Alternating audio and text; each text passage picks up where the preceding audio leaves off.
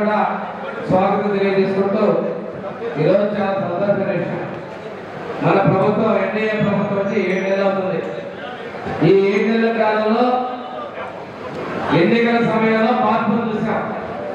ఈ రోజు నాయకుడి మీద వ్యతిరేకత, ఈ నాయకుడితో భవిష్యత్తు లేదనే ఒక నమ్మకంతో ఈరోజు తెలుగుదేశం పార్టీ చుక్కాలాగా కనిపిస్తా ఉంది.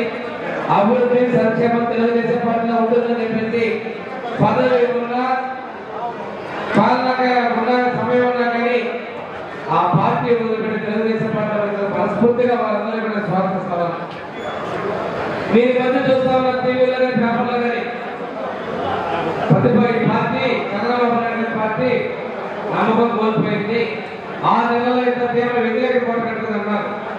ఈ రోజు చేరిక చూసి చూస్తుంది వ్యతిరేకత ఎవరు పోటగట్టుకున్నారు, ఎవరు జగన్ పోటగట్టుకుంది.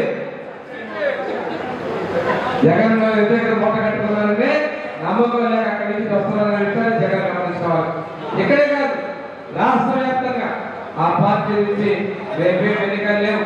అయినప్పటికీ కూడా అభివృద్ధి సంక్షేమం చూసి ఎన్డీఏ కూడా తెలుగుదేశం పార్టీలో వచ్చిన విషయాన్ని గమనించుకోవాలి.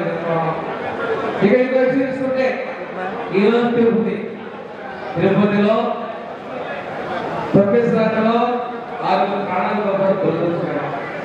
ఇటువంటి సంఘటనలు జరగడం బాధాకరం. ఆ కుటుంబ సభ్యులకి పరామర్శించి వాళ్ళకి ఎక్స్ప్రెషన్ ప్రకటించారు. దాదాపుగా 45 మంత్రులు, ముఖ్యమంత్రి, ఉప ముఖ్యమంత్రి కూడా సమీక్షలు చేశారు.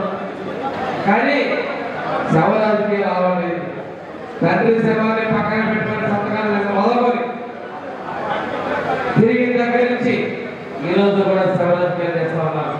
ఇది మంచి పద్ధతి కాదు. బాధ్యతగా ప్రతిపక్షంలో ఉండే సలహాలు ఇవ్వాలి, కానీ మీరు ఇచ్చే సలహాలు రాష్ట్ర ఉపయోగపడే